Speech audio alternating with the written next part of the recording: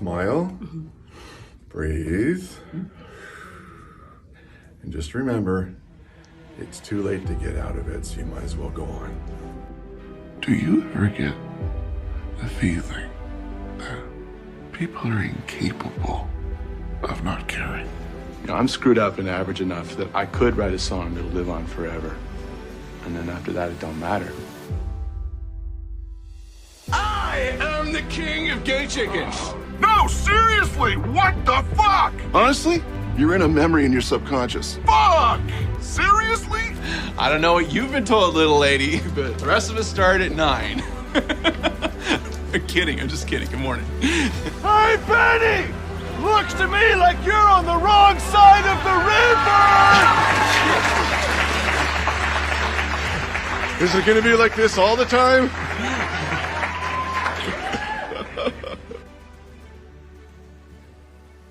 Okay, no talking quietly. No talking at all. Just Yeah, yell. only yelling. Yeah. People love that. Especially when you're talking about random movies from the 90s. Yeah, people like it when you speak in all caps the whole time. It gets the message across so much quicker. Because, yeah, I don't think either of us have energy or wherewithal right now for this to be the live It's the live episode. one. I know. I think this should... I think now... What happens when we finish recording this one and you recall that it was perfect? Well, that would be nice. There was an But arm right there. it's not going to happen. I do want to try and stop doing that. Because then if there's ever a recording of me that I'm not editing, I'm going to sound awful. Well, when you're touring with one of your shows, you're going to be doing interviews on like local radio shows, obviously. Well, Possibly. probably like, national, I would say. I'll focus on national. sick. And Kyle and Jackie O show at the end of the day. Like International. I mean, like still Asia Pacific, but still international. technically, if you Yeah. take it to New Zealand of all Start to- places, start it's to an build- international show. Start to build that Philippines following. Go to just like Fiji. I just popped to Fiji once. Yeah. One show, international tour. Bam. Nailed it. Don't think I'm not thinking about this. Smart. Yeah. How big was the audience? Doesn't matter. International. How many performer. stops? Oh, there were about 50 stops, mate. Most of them were within the vicinity of like 20 minutes from Brisbane Centre. Yeah. But, man, it was a tour. I did a 10-stop tour. We hit Chermside, Bowen Hills, West End. I've been everywhere, man. Tenerife, New Farm, My promise, the Valley. my promise to you as a comedian is if you want to see me, you will not have to drive far.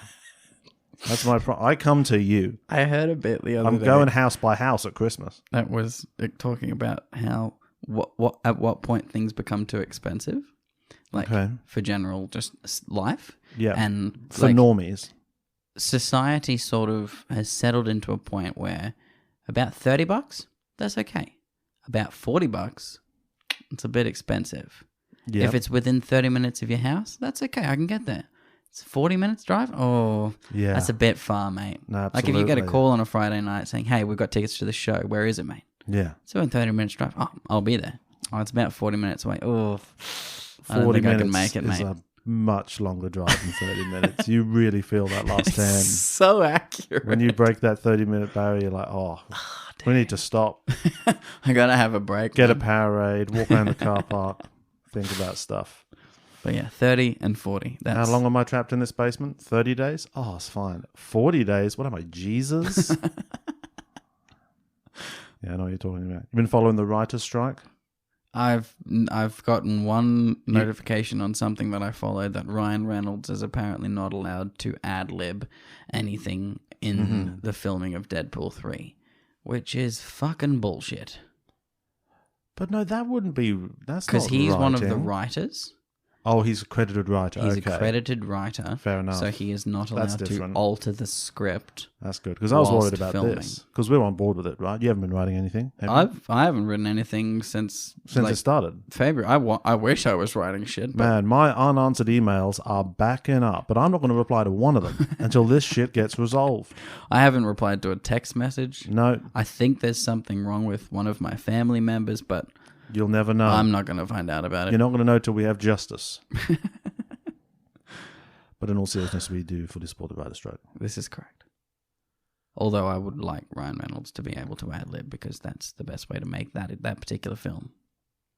Well, I thought that's what the writing process mainly was on that film. Mm-hmm. Make it up as you go. Yeah. But they've got a film. People have taken time off. They've started filming now. So Well, I think that's time on, isn't it? well, but I mean, See, Isaac, other people don't take time off to do a film. That's actually their on time. well, must be nice. And then when they're not making the film, that's time off. Must be nice. One day. One fucking day. One day. You seen any good movies lately? I have seen some fun movies lately. Whether they were good or not is another question. Okay. What I you been watched seeing? Fast 10, Your Seatbelts. Fast 10, Fast 10. Your Seatbelts. I'm seeing it tomorrow night, hopefully. Nice. Yeah. It is exactly as fucking stupid as you want it to be. Excellent. Like, Yeah. I rewatched them all recently, Of course you did. and I gave up caring. Mm-hmm. Like, after the fourth one, you're like, yep, this is now, once that bus rolls like 8 times and he walks out of it, you're like, yep, that's it. That's it. They're not human anymore. No. This is Marvel movies with cars, Yeah. and I am fully fucking on board, mate. Yeah. They're so stupid. The dialogue is terrible. I'm interested in the franchise now to see how it ends. Not in terms of plot. It's not going to Just end. technically, functionally in the world, because it's meant to be a 2-part finale. No, it's 3. And then Vin Diesel just on the red carpet. It's like, actually, no, it's 3, actually. That's just 3. At least 3, probably. Okay, I'm going to go in. And everyone's like, what? It's because they make money. I also saw a Well, thing yeah, fair that Michelle enough. Rodriguez was like, there's too many Marvel movies. When are they going to stop? I'm like, what? You can't say that. You're not allowed. You're not allowed to do that. Glass cars, Michelle. People who drive glass cars better not hit the nose in a field of stones, Word. because then you'll hit one. Yeah. And then you'll be like, why the fuck was I even in this thing? With a safe driving behind you. Also saw Renfield. Oh, yeah. Nicolas Cage, Nicholas Hoult. Mm-hmm. Horror action is what it turned out to be. Horror action comedy? Horror action and comedy. There's comedy in there. Mm-hmm. One plus side I do have to say about Renfield, it was very fun and like very well made, which is great. Yeah. Another big hit for Nicholas Hoult, the unstoppable Hultster. You say this, but I don't watch a lot of Nicholas Hoult shit. He cannot be halted. The unhaltable Holt. That's what we call him. That's the next filmography we're doing. Yeah. Oh. Wouldn't be that bad, actually. I've come around on Nicholas Hoult. I've said this before. Go on. Nicolas Cage Yes. has a vibe. True. This movie does well of towing that line, and just as he's about to cross it, like there's like a line at the end of some monologue where it's like, okay, he's gonna do it. They change to the next scene, like it moves on. It's like they've got what they need, and then they let him do his thing, but they cut it off. They're like, yep, that's what we wanted. I love that you don't get to do that. they didn't want Nicolas Cage to do his Nicolas Cage thing, but they didn't tell him. They were like, we'll just edit around it. Yeah. So as far as he's aware, he's doing his normal Nicolas Cage performance, and then they're like, we'll fix it in the But edit. it is so perfect because like He thinks he's done a him- 2.5 hour him movie. reaching that point is fantastic. Like everything you get from him is so good. Like he's actually very, very good in the film. But then you're like, nice. Cut that off. Yes. Didn't ruin that bit. Because you know how Nicolas Cage ruins stuff. You know how he ruins his stuff with his like typical way of acting, which is very present in my mind because I've been on a 90s movies kick lately. Yeah, understandable. Apropos of nothing. You're watching Raising Arizona. Just been loving it. No, we watched. I don't think I'd actually ever seen it. The Rock. Oh, dude. Sean Connery and Nicolas Fuck yeah. Cage. A James Bond movie. Yeah, well, it's a Michael Bay movie. But it's a James Bond movie too. Kind of. I didn't really warm to it, and as I was watching it, I didn't find it very. Did you not warm to the Nicolas Cage of it all? I didn't really warm to Nicolas Cage at all, and I was wondering what's going on because I love Nicolas Cage, and I was watching it. I was like, part of why Con Air is so good is because Nicolas Cage isn't doing all this shit. Yes. He's like playing a character, which he can he's do. acting. Yeah, he's doing some acting. He's not just letting himself loose and having a great time, which is great, and I applaud him for it. But Yeah. like, he chose a role in Con Air. He's like, yes, I'm a subtle. Yeah, I do this. I'm sort of subdued. kind of I'm an innocent man. Southern veteran guy. It's very surrounded by kooky, wacky criminal characters. So he had to be the straight man. So that's why that's quite good. Gone in 60 Seconds. Similar situation. Similar situation. I like a subdued Cage. Gone in 60 Seconds has moments of him doing like the when he yes, like, the you can't hands see up, this the hands up in the podcast, when the music but when goes. all right, let's go. Yeah. That's Like- where you would just want that. You would just want like 10, 15% Cage. You want to know it's there under the surface, but this character is holding it in because of a dynamic situation they're in. In a Michael Bay movie, it's just like, yeah, do it 100% all the time. And if it's 99%, we're doing another take. And it's just exhausting. I didn't feel like I could see any of that movie. The way Michael Bay makes a film is just, it hurts.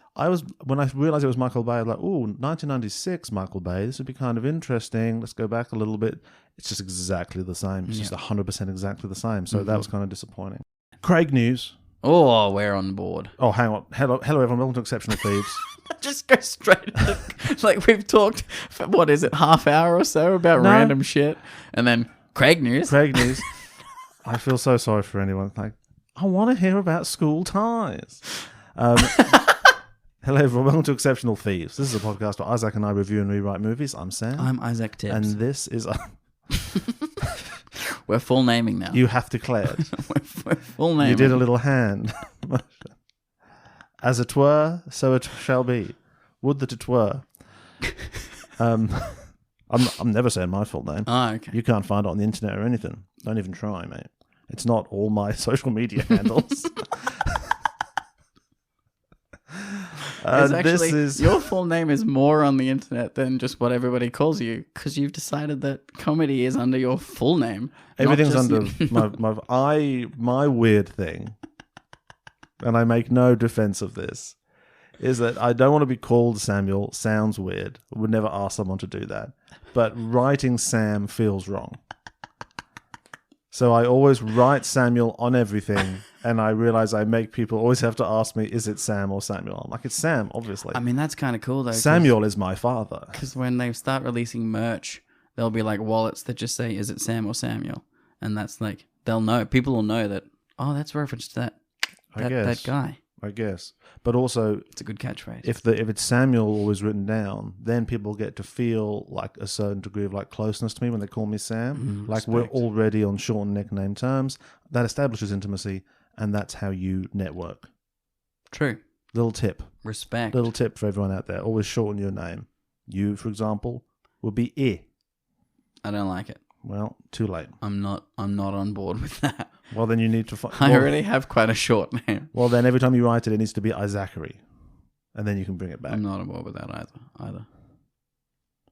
This is the 5th or 6th episode of Turns of Frase, our special series, where we are watching and reviewing the entire filmography of the one and only Brendan Fraser, the king of film.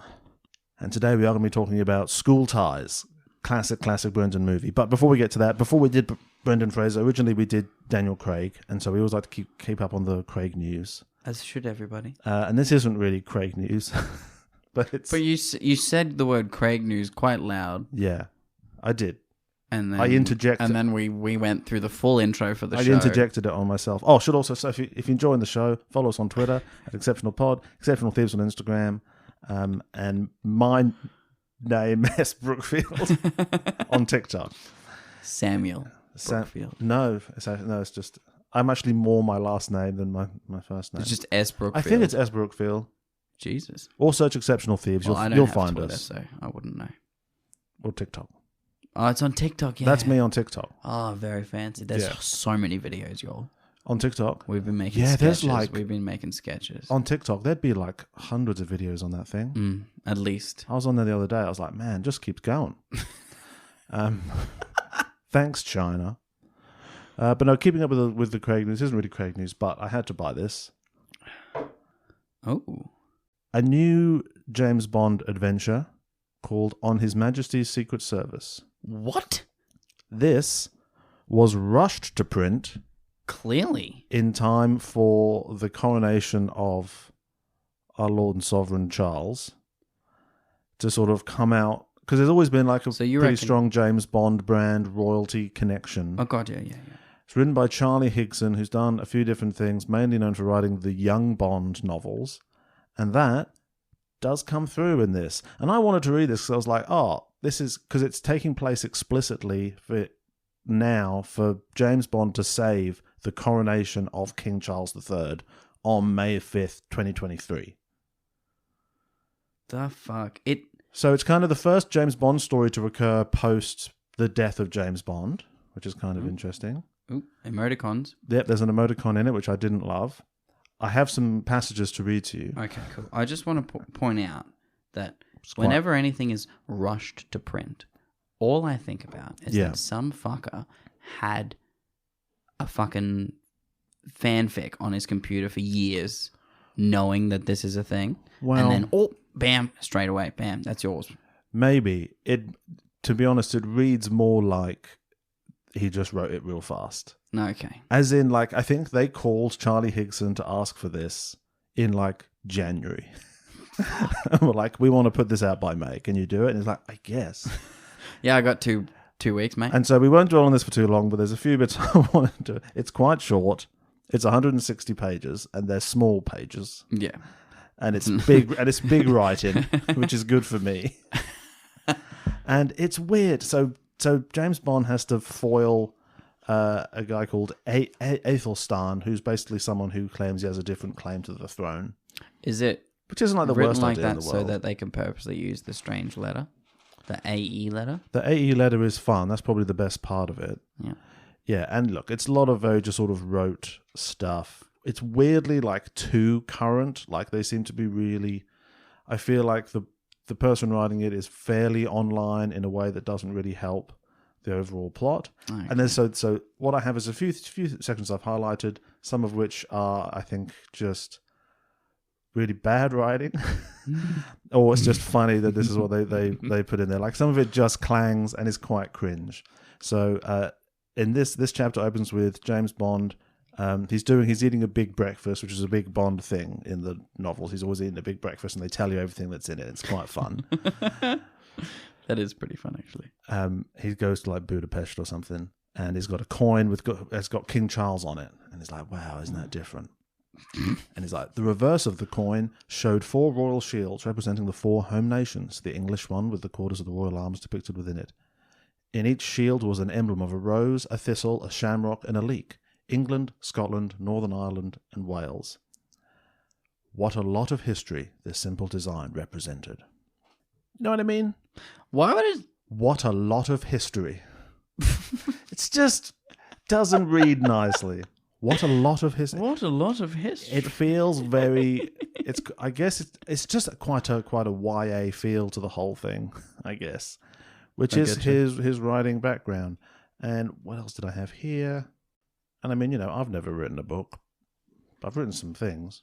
There's the sexy Icelandic or something Oh, there's the nymph woman who's like the sex interest, not the love sex- interest. The sex. the sex interest. Is she a double agent? Is she not? Yeah. She's called Ragnhilda.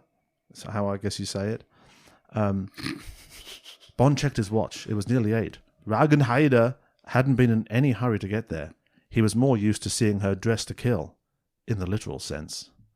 He'd not seen her dressed to kill in the fashion sense before. She really was a shapeshifter. What are you talking about, mate? Does it say "dressed to kill" twice in the Yes. same fucking sentence? It's they're 2 adjoining sentences, and the second "dressed to kill" is in inverted commas. He was more used to seeing her dressed to kill in the literal sense. He'd not seen her dressed to kill in the fashion sense before. No, we got it. We got it from the first bit. It's just you know where I hate it there's that so much. unnecessary second sentence Yeah. coming in there. I hate So it. there's lots of little things like that. It's It's sort of trying to be too current. This is one of the baddies. Bond is like undercover. He's like, "I'm not going to bullshit you. It's not going to be easy. We'll have to go in hard, like a commando force. And when I say we're going to commando, I don't mean we won't be wearing any underpants. We will be using guerrilla..." And it just goes on. Bond says those words. No, this is the baddie telling him what they're going to do. Okay. when I say, oh yeah, That's a hilarious that's a fun joke. that's though. a fun That's character flourish. So- oh no, that's the main henchman. no enemy. What's the word? Villain. Jesus Christ. And then he's doing his big speech to all the baddies that are there assembled of how they're going to take over Britain and stuff. And see if you can pick out the bit that I particularly dislike in this part of the spiel. We will create a spark that will light a fuse, that will detonate an explosion, and our names will be written in flames across the heavens. Our names will ring down the years. Should be through the years. We will be celebrated by bards and balladeers, by YouTubers and TikTokers. This will mark the end of a travesty, the end of the ordinary Saxons' kowtowing to the French elite, the end of history, and the return of the English. Can I say that you hated the whole thing? It's mainly the I fact... hated the whole thing. Is it the YouTubers and TikTokers? It's YouTubers and TikTokers. That's also shit. So is our thing. We'll light a spark that lights a fuse that sets off an explosion. We will create a spark that will light a fuse that will detonate an explosion. That's fucking lame too. Detonate an explosion is... Like, the explosion is a detonation, you know what I mean? Yeah. Like, that's just a little bit off. Just making your villains say YouTubers and TikTokers. Mm-hmm. Imagine trying to take a bad guy seriously. I hate when people say that. The bad guy doesn't know about TikTok, okay? The bad guy shouldn't know about it and should not be referencing it in his big villain speech, okay? This is James Bond, Charlie. Anyway. How many are there? Only a couple more. Okay. Oh, yeah. This is Ethelston talking later on. They've got a plan how they're going to make loads of money. He goes, it's very simple. There's one great power in the world, money. You know the old saying, remember the golden rule, he who has the gold makes the rules. Ha ha ha ha. So it's, you know the old saying, and then the saying is remember the golden rule. Within the saying is remember the golden rule, he who has the gold makes the rules. So, like, remember the golden rule isn't a saying. So it's just... you can just say the golden rule. Like, you could just Yes, you should reference say, the golden rule. Everyone knows what it means. remember the golden rule, and then your twist is he who has the gold makes the rules. But you have to say, remember the old saying, remember the golden rule. Yeah. But So also... stuff like that. Yeah, Bond starts to figure this out. Aha, the penny drops, as does the value of the pound. Yes, comma, I'm shorting the British economy. It's just so... and then... It reads like a shitty 1950s police drama, like a radio drama. Aha! Aha, stop, who goes there? I long ago stopped caring. It's not a country worth caring for anymore, because it's not a country that cares about itself, about what it once was. It's not a united kingdom. Can you guess what it is, Isaac? No. It's a disunited kingdom. Seriously? That's what it's... You say like the United Kingdom isn't united anymore. Like, even that would just flow. It's not a united kingdom. It's a disunited kingdom. There's all those times where you might write something so that, like, the reader says the other part of it in their mind. They're just like, no, we're going to say the other bit as well. Extra words. Yeah. This I didn't like. Bond sort of made out to not like fighting, and Bond loves fighting. Definitely Daniel Craig does. Says Bond hated fighting. If a fight started, it meant that all else had failed. It was a last resort. Fighting was painful, and things got broken. If you did get into a fight, then you had to shut it down as fast as was humanly possible. Lame. I mean, Daniel Craig loves fighting, and that's like, fighting is the quickest way to solve most of his problems. it's his first option. Like, yeah, you shoot first and you ask the questions later if somebody has survived. Drop of a hat. Yeah. Bond will knock your hat off and then fight you. He got given a license to fight. Yeah. Yeah, that's that's one of the clauses in his license to kill. It's not a license to de-escalate, is it? Yeah, it could be a license to have a chat, but the have a chat bit is like very far down the list of the clauses. It's not a license to evaluate all options and hopefully we all get home safe. The first option on your license is to kill. Yeah. Like the first option. Yeah. There may be other things. Second option is driving heavy vehicles. True. True. That you shouldn't really know how to operate given your history. And given how you're definitely drunken on painkillers. And this is the last one. This is just an example. This is just the narrator talking and just the ways in which it tried to be. It's just really awkwardly trying to be too current. Every minute of every day in a monarch's life was accounted for, arranged months, often years in advance. Things could sometimes be changed at the last minute, like the recent cancellation of his planned meeting with Macron in France to avoid Charles getting caught up in the strikes and civil unrest that was raging there after Macron's attempts to raise the pension age from 62 to 64. But the coronation could not be cancelled. What the fuck?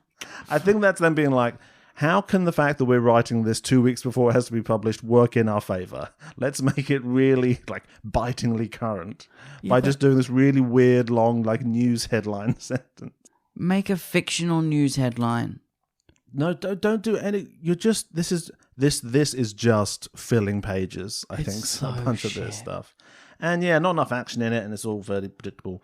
Because the blurb says that James Bond and King Charles III have to stop the plot. Is there a moment where is there a hashtag team up moment? No, let's barely acknowledge that Charles knows who he is, which I guess does strike for the realism of the James Bond character. Yeah, but I would like it to be a sort of White House down situation. But because James Bond escorted the Queen to the Olympics. Yeah. So, obviously, Charles would know who he is. Yeah, I think because he got to spend alone time with Mummy. Yeah. And Charles very rarely would have got to spend alone time with Mummy. Yeah, unfortunately. I don't know. I feel like he might have had too much from the look of him. Well, from the look of his fingers. He's not done a fucking outside day in his life. Yeah, well, we probably shouldn't go back to that well.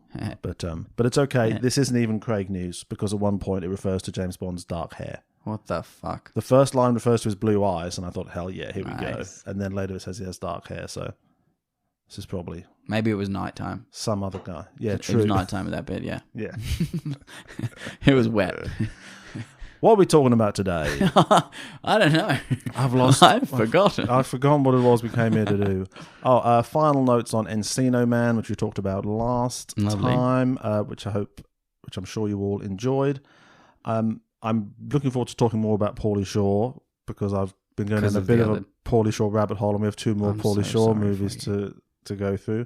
One of the things I realised with Link, either he's a child, and so it's sad that he is alone, or he's an adult and it's weird that he's at school. So either one of those options that's why it's sort of unresolved. I liked our rewrite much more than Encino Man. And there's a making of featurette where they made a plaster cast of his face to put him in the ice in the iceberg, in the ice coffin, which was cool. And there's a cut scene that I can't find anywhere, but there's a clip of it in this featurette where they're doing a press conference. Oh. Where presumably they announced to the world about Link, and one of the journalists is saying, "What do you say to the claims that you are not a caveman?" And well, obviously nothing, 'cause he's a caveman. But I'd love to see the rest of that scene. Anyway, bit of that in there would have been good. Bit of scale to the story, Nah, just have him go to school and then to the 7-Eleven. If you're a journalist at that news conference, you're like, what the fuck are we doing here? Yeah. Why are we here with Pauly Shore and young Sam Gamgee? Yeah. Trying to figure out if Brendan Fraser is a caveman. Today we're talking about School Ties. Another school film. Staying in the school Another fish out of water school film, definitely. Another for sure. Brendan still in that sort of school, able to play school age kind of era. Able to, but not able to play school age. Well, I think he's doing all right. It matches because all the other people are also in their mid-20s. It's hard because everyone this is set in 1959 or 55, we'll get to it, but because of the era, everyone is dressed like they're 40 years old, which doesn't help. No. They're like the little trench coats and stuff. They all look like they're in Road to Perdition. So they doesn't help them look like school students at all. Through this entire film, which I had never seen before. Neither. I was watching it and being like, this is just Dead Poet Society. This just looks like Dead Poet Society. This just looks like any prep school film that has ever existed. Well, they do look the same. They do look the same. That's the point of them, because they have to make people the same. It's preparing you to be like the other rich people. One of us. There's not like a Montessori One of us. preparatory school. Go to Harvard or don't. Maybe just live in a cave. Do what your heart says. Oh, Jesus. What a bunch of nonsense that shit is. Before we start, did you like it? Yes. I did like it. Did you like it? I don't know. Okay, that's good. That gives Yeah. us something to work with. Because I was fucking bored. Yeah, it is a bit boring. Like, everyone in it is good in it. We should acknowledge that. If people don't know anything about the movie we're talking about, you got Fraser, you got Matt Damon, and Ben Affleck. Ben Affleck slightly. Ben Affleck in just like face in crowd. Yeah, Ben Affleck has like 3 lines and Yeah. just hangs out. He's just- clearly because he was Matt Damon's friend. Yeah. Well, yeah, I Matt guess Damon got a role. somehow. Hey, my friend Ben wants to be in movies too. Yeah. Yeah, cool. It's got Anthony Rapp Got Anthony Rapp of Rent fame. of the original Broadway cast of Rent fame. Yep. It's got what's his face who plays the tough guy on Yellowstone now, and I like that's range. That is massive range. Is that Chris O'Donnell? Chris O'Donnell. Yeah. No. Chris No. Chris O'Donnell is Robin. That's Robin. Yeah. Cole Hauser. Cole Hauser. Cole motherfucking Hauser. He's in Yellowstone. What a fucking badass. Also, great show. Plug it. Plug Yeah. it. Okay. Yeah. Hashtag recommend. Great show. Great universe. It is The now. Yeah. the Yellowstoneverse. Mhm. Yeah. So yeah, fascinating to have Damon and Affleck both in this movie. Ben Affleck doing nothing except being the one guy with his shirt off in a scene where everyone else is just hanging out. Yeah. Good for him.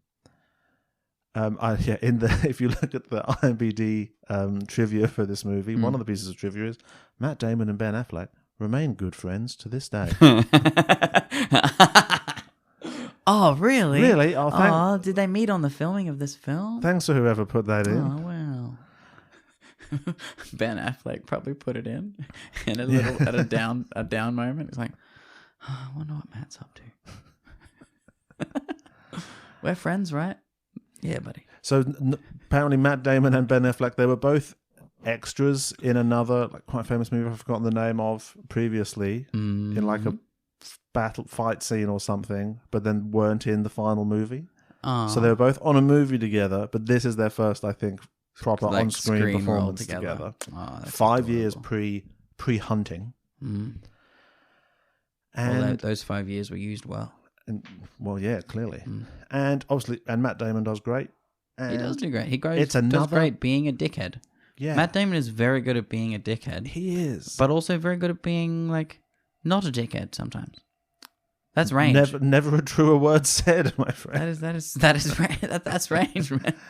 Yeah, I like villain Matt Damon. I like surprise villain Matt Damon. Yeah, Because like for a lot of this is, yeah, we could be friends. We could be surprise villain. Yeah, well, I mean, I always suspected. You got to suspect. You suspected him from the start. So it's about. So you're not sure if you liked it or not. I'm not sure if I liked it or not. Yeah. Because it was boring, and because the climactic confrontation was lame as fuck. I didn't Like the mind. reason for it to become such a thing Yeah. was lame as fuck.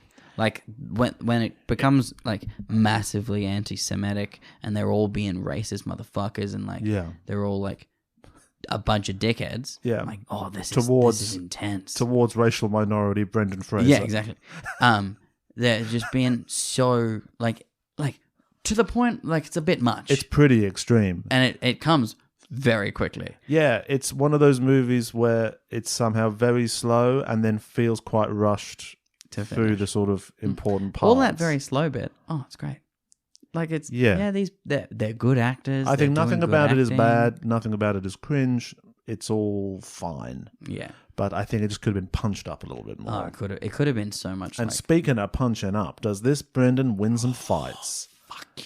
He wins. He Within wins the first 3 minutes of the film, he wins a fucking. He's winning brawl. alley fights. He's winning naked shower fights. He's winning fights, baby. He's winning football games. He's winning football Two of games. them. He challenges the entire school to a fight and stands outside in the rain screaming the word cowards. Yeah. And no one will even no one fight him at fights that him because point. they know. If I've seen someone win a naked shower fight, I'm not going out to fight them. No. I'm just going to do, Imagine if he was naked in the rain too. he should have been. Yeah. I'm ready. Braveheart paint. This is how I fight, y'all. Why is he wearing wings? I've only ever fought naked once, but I've got a taste for it. This is now my thing. I have a taste for the naked You man were all flesh. marginalizing me before due to your terrible prejudice against Jewish people, but now I'm going to start giving you good reasons to think I'm weird. I'm loincloth guy. I fashioned this loincloth from my school tie. He does a Tarzan yell in this. He does a Tarzan yell. And it's exactly the George yell. Foreshadowing. Oh, yeah. so good. They must have seen that clip and they're like, that's the guy. He's our guy. He's playing George of the Jungle in just drama movies about racism. It's just coming out of him. That's his Nicolas Cage energy. So from the bat, this Yeah. is some sick Brendan Fraser action. yeah. So first build. First build. Matt Damon comes in a bit later. Ben Affleck's just thrown in there with the rest of the dross, Yeah. and it's fine. Yeah, with this he did movies the later. It's dregs. fine. The But- dregs of actors. So it's supposedly 1959, although Clearly. there's debate because later on someone writes the date in their book and it's 1955. But in a very real sense, it doesn't fucking matter. There's debate, is there? Yeah. Or did somebody just notice it and be like, oh, they made a mistake? Well, I'm trying to get it going on r/school ties. More like cool ties, am I right? And he lives in Scranton, which is where Joe Biden is from and The Office takes place. Don't know why I feel like I have to say that. I think enough people would know. Well, now maybe more do. Hopefully. And he's got a football scholarship. He is going to a big, fancy He has been preparatory headhunted school. by a fancy prep school. Yeah, because they need a quarterback because their football team has big skill issue. And so they're going to get... They're really good Brendan at football, but they need someone on the field to tell them how to play football. That's what a quarterback does. Does it? Yeah, He just goes, okay, we're going to do this now. This movie really brought home to me how much I still just have no idea how American football works. Yeah. I've My seen a favorite lot of thing it. about American football is they run for about 30 seconds and then they stop for about 5 minutes and chill Yeah. out. All I know about American football is if you're quarterback, you win high school, and it gives you chronic traumatic encephalopathy. Nice. Those are the two things. Nice. Those are the two things I I dig know. it. I dig it. Yeah, if you're quarterback, you're automatically the most popular guy in school. Yeah. Prom king. No, is it homecoming king? I don't fucking know. So I don't know who, like... And you own a car dealership 20 years later and are reliving the glory days continuously. Yeah, and you're okay with it Yeah. because you do you think... But I your mean, kids go to college and play college football. If you're quarterback, your kids play college football. and you so don't. the cycle repeats. Yeah. Yeah. Your like every generation gets further on in the football, like because you don't, obviously. Yeah. And if the step you get to, the next generation goes further than you. But not one of you gets to play professionally because... I'm so glad I didn't peak in high school. Yeah. I peaked when I was 22. That's much better. Oh, respect. Much better. Do you ever think... If this is going to someone- be really depressing, then no, I don't. If someone... Because it happens in movies all the time. If someone pulled the pin on a grenade and threw it at you, and you pick it up and throw it back, and it blows them up instead, that's the best thing you're ever going to do. You're never going to be happy again. Because nothing will would beat come that close that to that rush. That rush Yeah. of picking up a fucking grenade, dude, and throwing it back in time. Done. That happened in a movie the other day. I was like, that's a good moment. I'm happy with that. This is an interesting movie because it feels like it should have been a bigger deal than it was. Yeah. I mean, people say, It's oh, not- it launched these careers. I don't think it did, really. It was good for their careers, but it's not like everyone saw School Ties and then Matt Damon was famous. You know, it was a stepping stone by all means. Didn't make any money. Grossed 14.7 million against an 18 million budget. So it's a fucking flop. Big old flop, baby. Big old flop because no one knew what it was about. And Brendan was excited about this. So this was filmed before Encino Man, but then released after it. And this is the kind of shit he wanted to be doing. Remember how much he had to be convinced to do Encino Man? That's true. He's like, because this is where he's at. And I think this is an interesting point because going through this early filmography, it's just serious drama after serious drama. He's doing good acting. And we're going to see him become George of the Jungle and then turn into... Rick O'Connell. But yeah, and then like the off-brand Rick O'Connells he played afterwards. And I think that's how he exists in a lot of people's imaginations. But this is really what he was interested in doing as a proper actor. And so he's good. And his first build, written by Dick Wolf. Good name. Dun dun. But apparently based on some of his own experiences of anti-Semitism. That's cool. Going to school ages ago because he's old. He's hella old. Scranton, big mill town, big mill energy in this town. Yeah. Start off with Brendan and is having a good time. With singing his in Irish his car. dad. Gets to his very Irish dad. You think?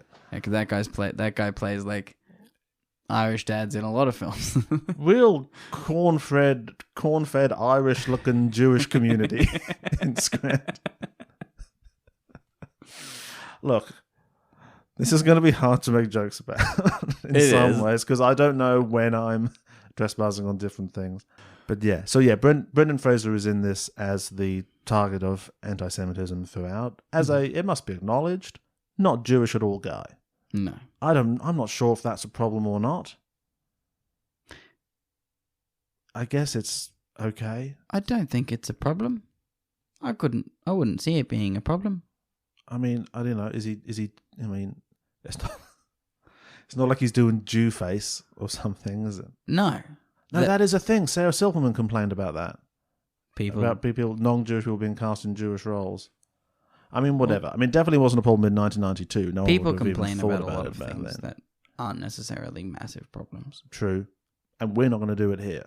No. Because this is a non-complaining podcast. We only we've never complained about anything except Jeff Bezos. Jeff Bezos and the minutiae of other people's art that we could never make.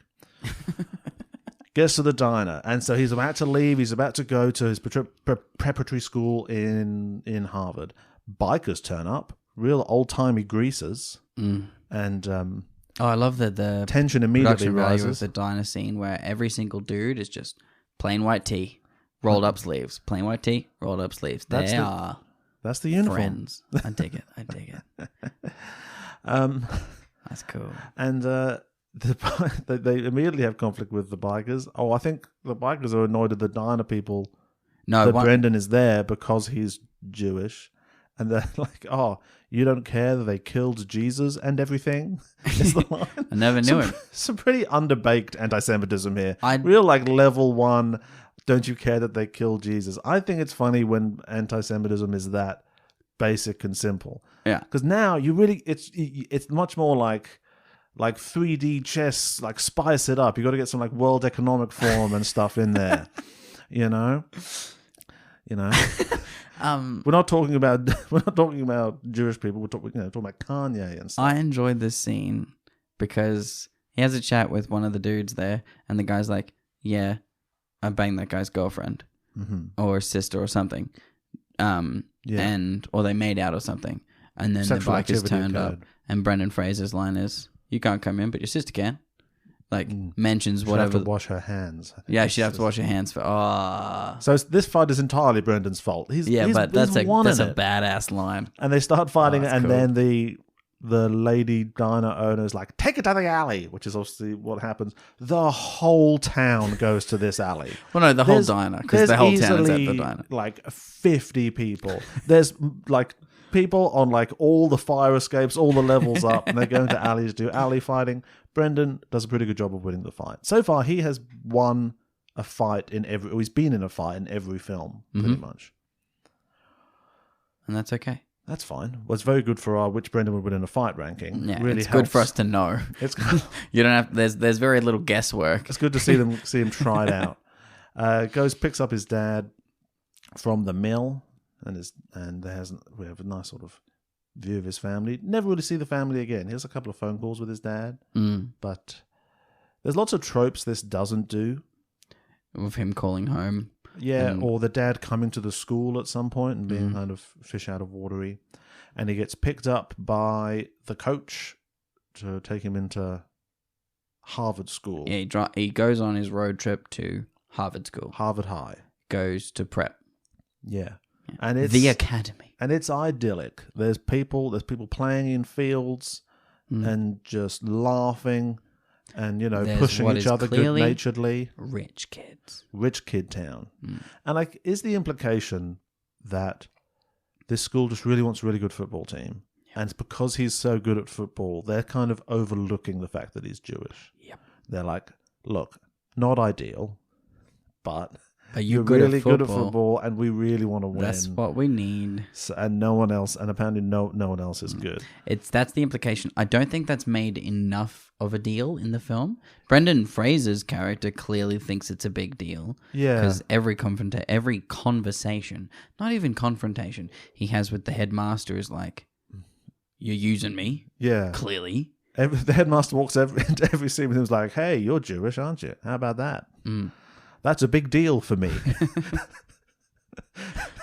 Just from the get-go. And the coach... Just fucking hate each other. Yeah, but the coach is sort of giving me a little prep talk. He's like, don't tell people anything they don't need to know, I think is what he said. Yeah.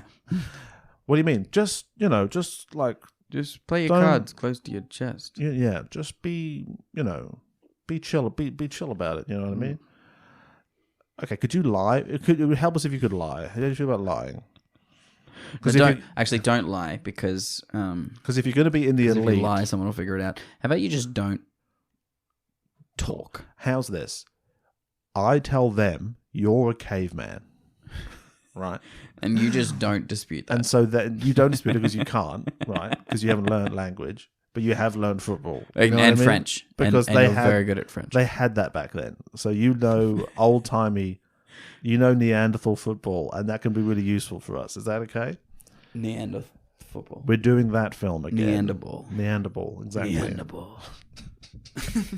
There's no ball; it's just fighting. So yeah, he gets into his room, and then he meets the guys, the big guys as they call themselves. He meets Chris O'Donnell. All the top G's walk into the room. Chris O'Donnell has a higher role than Matt Damon. Yeah. When their careers have gone sort of in different sort of directions, where Different Chris O'Donnell directions. is now in like NCIS. I'm pretty sure that's what it is. Probably something like that. Living his TV drama life. That's fucking cool. Just trying to stay close to the Dick Wolf empire, I guess. Word. Yeah. Yeah, because I mean, who's Matt Damon? He's just some guy. NCIS New Orleans. Oh man, what a location! I look forward to when they get every city. We get bingo finally. Yeah, I remember them was announcing like a new NCIS, and you're like, oh, how is there still time left on the TV? How are there that many naval corps of investigating people? Oh yeah, because it's naval, isn't it? Yeah, because they're in the military, which makes it more badass. They're not just cops. They're army cops. Yeah.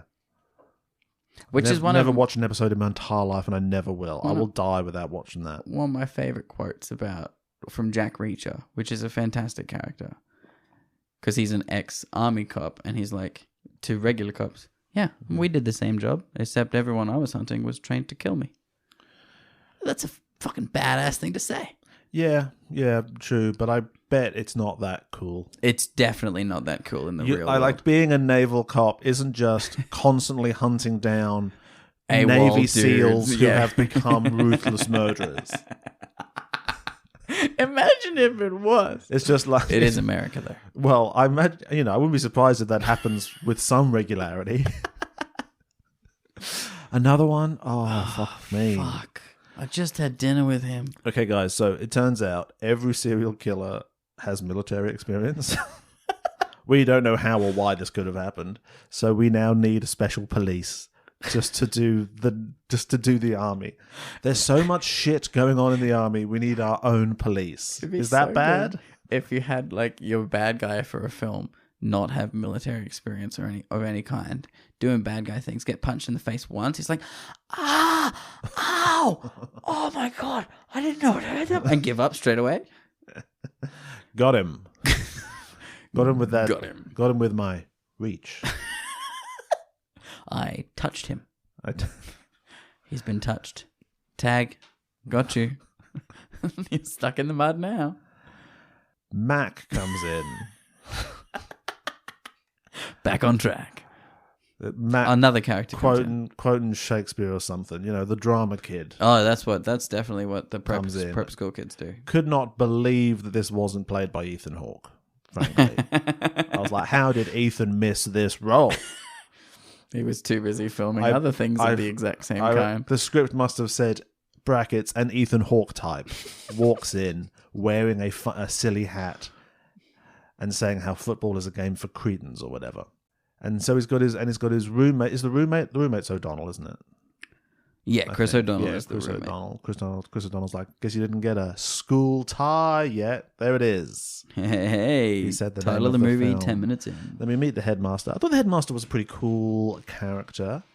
There's like a full Dutch angle on him the whole time. He's up in the Everywhere, yeah. he's in the pulpit of their church where He they does do a assembly. speech He's like, I think about- we'll do our assemblies and I'll stand where normally the guy stands who represents God. And then they That would be cool. introduce the premise for the film. Is And the premise for the troubles that happen later is that there is an honor code at the school, and the kids, yes. the students, the actual children, The children, yes. are the people who uphold the honor code. The children in trench coats. Yep, the children in trench coats, the people who are not legally allowed to vote, they uphold the honor code and control each other's entire futures. Yes. Well, you have to. That's part of the preparation, because you have to uphold the honor code. Because if you don't uphold the honor code, then when you become part of the elite and complicit in all of the crimes, then you might snitch. True. And so this is how rich people embed the idea that snitches get stitches in the youth. So I found that quite interesting. And he's saying, now more than ever, this nation needs an elite devoted to service to people like me, but still. The nation. And I know this is all just a lot of bullshit, but isn't this just so much cooler than anything your head teacher ever said in your assembly or in their entire lives? Yeah, I'm pretty sure everything any of our headmasters ever said was just about church or about the sports carnival. Or Or just stop running in the corridors or something. And if you keep Just doing lame it, shit. we're going to have to do something. But- I'm not saying this is good, but I am envious of living a life with that degree of drama in it, where the headmaster is like, you are the future of the nation. And if you do not step up to your responsibility, then you will not be top G's. And then clean your room, school etc. was never the thing. I never No got one the... ever lived for school. The American film world, Hollywood, makes school out to be everyone's life. When you're at school is your life. It's a very intense cult-like environment. Yeah, but my schooling was never like that. No, I was never that ideologically. No, embedded. I was never if we But went also- to war, Yeah. I would never be patriotic about my school. But also, we didn't live there. I think it's a little bit different when you're Also made true. to But no, live there. regular American schools, fucking High School Musical. All the kids in that school love East High. East Yeah. High is their entire fucking life. But that's just good storytelling, though. It is good storytelling, but it's not Got to make your real. characters. I don't know. There's people out there who love school. We didn't love it. Those people are fucking weird. Yeah. But And I feel sorry for them, but I'm really glad that they can own car dealerships later on. sometimes they're Or also become the people successful who just, real estate agents. successful real estate agents. Man, own a framing shop. Nice. A franchise of Jim's mowing. Franchise that out. One of those businesses where it's like a pyramid scheme for candle parties. You have to sell Like Avon candles. calling. Yeah, that sort of thing. A Tupperware business. And probably just very susceptible to other cults they might come across. People who loved high school, as soon as they get a whiff of another cult, they're older, straight in there, mate. Oh, a book club. They let that book club go too far. They're the person who's way too intense in the book club. Yeah. That's why we'd never do that. We do a movie club, but it's just us. Yeah, we don't invite other people. No. Like We could have guests on here, and every time we go, no. Well, how many times have we had a guest? Like twice? Twice, I think. And it went quite well. It was fine. I often think we should. But then I'm like, no, what about the sound of my voice? People will be sad if they don't get as much of me talking. The boys are dancing in their room. They're having a good time. We're still at the start of this. Listening to Smokey Joe's Cafe, written by Jewish writers, I found out. This is the scene where only Affleck is shirtless, which is sort of funny. And then Mr. Cleary comes in. Oh, you hate One him of already. The bad guys. Looks younger than the students. Isn't, I checked. Zelchko Ivanek, who's one of those guys who's been in everything, man. And played this exact sort of character Been all in the time. everything. I realize I know him most from Damages, which was it's weird how I watched all of Damages back in the day, but I did. When you said Damages, I saw the film Savages in my mind. Don't know that. It's a weird drug action movie Ooh. with Blake Lively in it. Oh yeah, that's awful. Yeah. That's like written by Cormac McCarthy, right? Yes. One of the best novelists of all time wrote a terrible film. Weird how that keeps happening, isn't it? J.K. Rowling. I'm talking about J.K. Rowling. So Mr. Cleary's mean, and he's racist as well. He says we're not going to bring the jungle into my house. Thank you very much. Oh, you son of a bitch! And that's when we get Tarzan scream, and that becomes sort of a running motif of their rebelling against Cleary, is doing monkey sounds. Throughout this, David, who's Brendan, is realizing how anti-Semitic everybody is, basically, and that no one knows that he's Jewish. This is his first day at school. Yeah, This is his first yeah, day. pretty much takes off his Star of David. Yeah. Good move, frankly. Smart. I mean, if you're Smart. Yep. if you're going down the let's not mention That's it route, the best way to fly probably under the radar. Yeah. probably take that off. He covers up since you guys are naked together so much, covers up all his tattoos. and then we get this. Because you're naked together so much. They are naked together a lot, and on screen, he plays, and so then you start developing these tensions where there's the football game on Rosh Hashanah, which is Jewish New Year, internet tells me. And his dad's like, don't. He's like, I think I got it. And he tries to do both. And that's when the headmaster finds him. And I like the way this I would have liked more of him, to be honest. The headmaster. Yeah. Me too. Because I think it would have made the whole thing mean more. I think one of the strengths of this is the, I guess, subtle way it portrays the prejudices people have, but also just the role prejudice plays for people, where like this isn't necessarily something they feel in their heart, but it's a tool they can use in a social situation against someone and stuff. And the headmaster is like, yeah, I know what Rosh Hashanah is.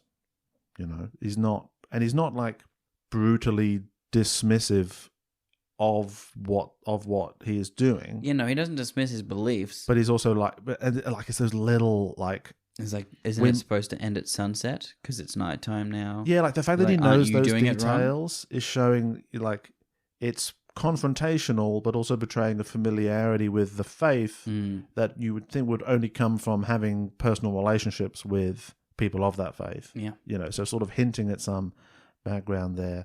And then I love this line: "You people are very determined, aren't you?" So like. Supposedly giving him the compliment that he's determined, but just laced with all this stuff and objectifying and marginalizing and stuff. I thought that was really good, rather than just and like contrasting that with the horrible jokes the kids make. Yeah. You know, seeing how that becomes this. I think that's probably the best part of this movie, apart from obviously. Brendan Fraser. Every moment that Brendan Fraser on screen, everything he says and does. Which is every fucking scene. Every scene, baby. Oh, yeah. Yeah. There isn't a scene without him, is there? Nope. Until when it becomes 12 Angry Men at the end. Oh, yes. But he's in that scene by, like, flashbacks of, like, more flash. Well, he's sitting outside the scene. Yeah, he goes to bed and shit. We have history class, they're hanging around, showers. There's the first of the shower room scene. Mac has to get into Princeton. Drama nerd Ethan Hawke has to get into Princeton because his whole family has gone there. Yep. and but he's failing French, and he's failing everything, and he's not going to be very good. It's just fascinating, I think, seeing this, like how like the elite gets created, you know, because like this school, like this is where everyone comes from, you know. It's like how like 20 UK prime ministers went to Eton, Yeah. you know. What a crazy coincidence, you know. But it's like, Yes, a coincidence. like this is where the elite comes from. This is where the people who run the country get made, and most of them, they're just like dumb as shit. Like there's nothing special about them no, at they're all. just rich kids. It's like if you give people with nothing special to offer every advantage, they will end up in charge, you know. And even when it's not like a bad person, like Brendan Fraser's character, like he wins some scoring touchdowns, and he's like meeting the old guard and like all the old boys, like, oh yeah, you're the best or whatever. So it's like you get some winning touchdowns in high school, and then you become director of national security. Like that's the line. That's how society. That's how it happens. That's how it happens. Like, it's not a direct line, but all the people who might be director of national security, they all are on that line at some point. they went to this school. Like, isn't that weird? Anyway, poor old Mac. I really thought Mac was going to kill himself, didn't you? I really thought we were getting just was exactly like- Dead Puppet Society. Dead Puppet Society. Yeah, Dead Puppet Society straight away. Like that's just what I was. I'm like, oh, okay. That's the puppet. This is horrific. That's the puppet musical version. Yeah, because when he was alone in that room after failing I the was French like, test, yeah, I'm like, here oh we my god, go. Time to hang yourself. this is exactly a movie that was made 3 years before. Da-da-da-da. Yeah, but without all the fun and poetry. Robin Williams. Yeah, it's like Could you imagine if Robin Williams was just in this? it's like someone saw Dead Poet Society. It's like, but what about if instead of art it was sport? Oh, great! And there's no good teacher. And all the teachers are evil, and everyone's racist. Well, no, their history Well, I teacher guess that's isn't fun. evil. Their history teacher is just. History teacher's a good guy, actually. Yeah. There's a party. We meet Sally Wheeler, who's the point of the love triangle. She is the point of a love It's triangle. not really a love triangle. She's it's a supposed love triangle for Matt Damon's character. Yeah. But realistically, Only it's from his just perspective. It is just a love story. He between thinks he's in a Brendan love triangle. He's actually just alone. Sally Wheeler Yeah. is played by what's her name? She is the lead actress in a movie called Crybaby, which I love Played very by much. Amy Locane. Nice. Crybaby is one of Johnny Depp's first films. Oh, yep. It's a very good film. You mean the John Waters 1990 musical comedy Crybaby? I do mean the John Waters 1990 musical comedy Crybaby. Well, then I'm entirely on board with what you're talking about. Mad I know respect, that as well. Mad respect. Totally. So this is starting the recurring Famously. motif of, famously, Brendan Fraser turning up in a new place and disrupting the romantic relationship of the other male lead. Just whatever room Brendan Fraser walks into, whatever relationships previously existed, just dissolve. Yeah, well, and they're now magnetized now the story towards gets him. to start. Now things are heating up, and so Mac just massively fumbles his French recital. Yeah. Mad skill issues there, but it's also because Cleary is just like riding him. During that scene, did you watch this with subtitles? 'Cause No, I didn't. It was just them speaking French to each other. Good acting. Yeah, no, I couldn't. I was watching it on YouTube, and they didn't have subtitles anyway. So. Yes, I watched it on YouTube too. No ums, please. I have to edit this very quickly. Oh, sorry. Well, no, this is just me thinking. Well, think silently, please. The way that Like a scene was winner. portrayed, I was expecting Brendan Fraser or one of the other boys to help out, and this develops a kinship and a friendship between them all, and Yeah. to support their mate who is struggling. That could have for been good. for him to make eye contact with one of them, and for them to join in and speak with him because he knows what he's talking about. Yeah, that would have been good, and gang up against Cleary a Yeah, little bit. that's a way to stand up against teacher without Yeah. doing what they do afterwards, which is very strange. I think that's something that I realized was missing as this film went on, and then looking back at it, is Brendan he has a close relationship with Dylan, Matt Damon's character, and is sort of known to the others. He's well liked, but I didn't get.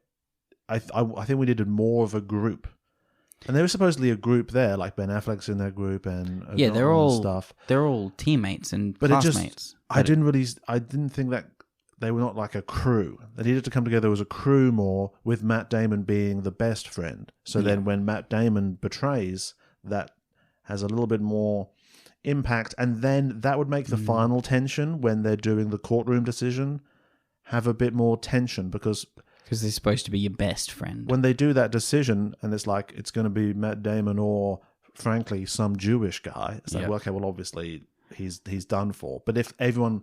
If everyone clearly cared about both of them. If he had stronger relationships with them, then it would be a more tense sequence, I think. Yeah, and you could keep the whole fact that so many of them are horrible to him for such a long time after learning of his Jewishness.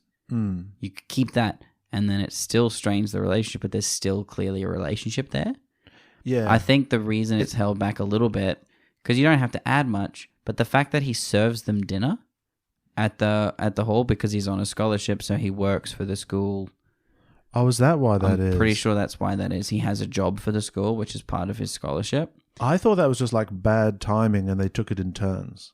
No, I'm pretty sure it's... Because there's a scene there where, after they start being a dick to him, where he's like, wants to fight one of them, and one of the other guys who helps him out, an unnamed character who stays on his side, says, look, no, you need this job as much as I do. I'm fairly certain it's part of his scholarship that he has to do the kitchen hand job. Oh, that's brutal. That is fucked up, is what that is. That'd be an awful The rich kids thing. get fed food. By the poor kids. By what is essentially the poor kids. That's no good.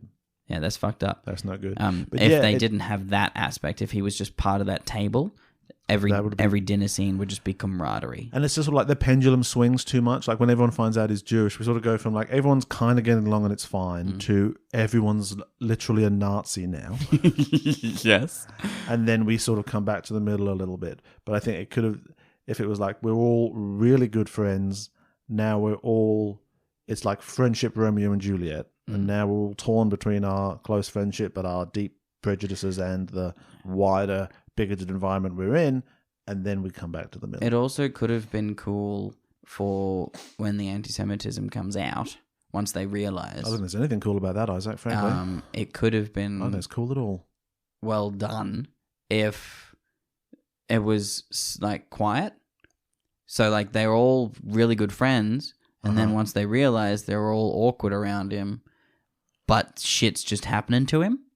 And we don't know who it is. Like the bullying was a bit more subtle. The bully, like the flag over his bed, him getting like kicked in the middle of the night, darkness, you don't see who it is. And then when the lights come on, they're all back in their rooms or whatever it is. So there are members of this group that are clearly turning against him, but we don't know who it was because they were all his friends, right? Mm-hmm. They were more subtle about it.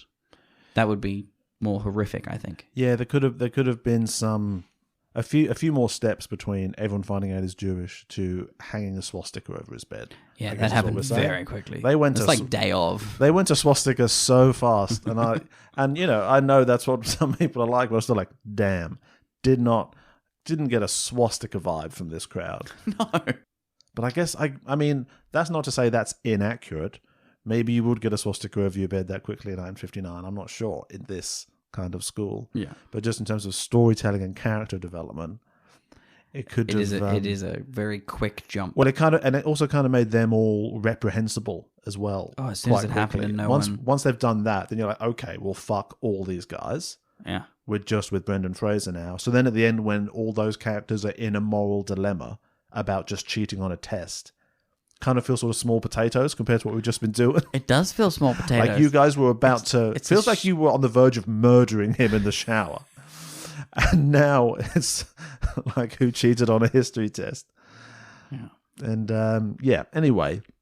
So Mac basically has like a nervous breakdown, I guess, is how they were presenting it. I don't know what I was like. Is he taking an overdose or something? Well, no, I thought he was just going in there to hang himself. I thought he was 100% hanging himself. Yeah. So the fact that he was still alive, but he had a nervous breakdown and was just saying his French speech over and over again. Yeah, which and he got taken away to the loony bin. Yeah, and as Brendan's character said, I thought that only happened to women, and in fairness to him, it normally does in films.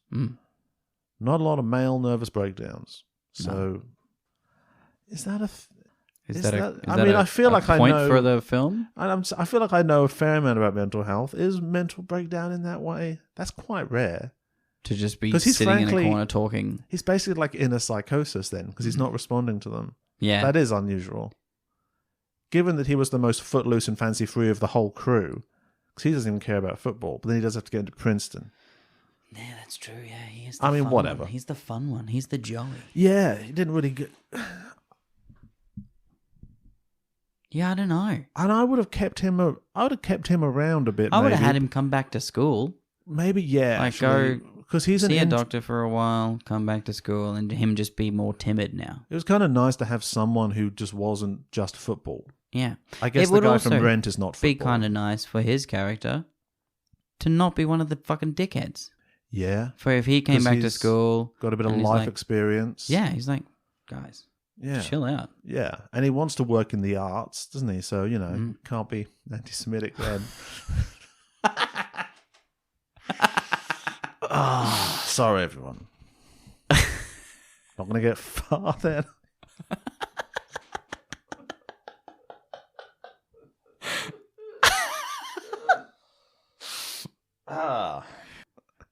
Yeah, I should probably take that out. Maybe. You won't though. I don't know. It's Because it's not a bad joke. it's not. I'm just kind of Yeah. as someone who loves the arts, Yeah. And it's part of the arts. I guess kind Yeah, of technically. famously. I like Brendan shouting at Clary like, "You did this," Oh, yeah. because didn't you just always want to do that to teachers? No. I hated teachers so much, No. and so I get a huge catharsis anytime someone in a film gets to just yell at a teacher about something. Because teachers are, many of them are terrible people, some of them are our best people, but some of them are our worst people, and they just do terrible things to children with impunity, completely within the realms of legality, just in like what you're allowed to say to children in a classroom. Maybe it's better now, but they were just sort of acted in so unreachable that being able to just like yell at them one time, man, it feels good. I think it happens in Harry Potter a couple of times. It does happen. Well, Oh. to one teacher in particular. It feels good. Feels good.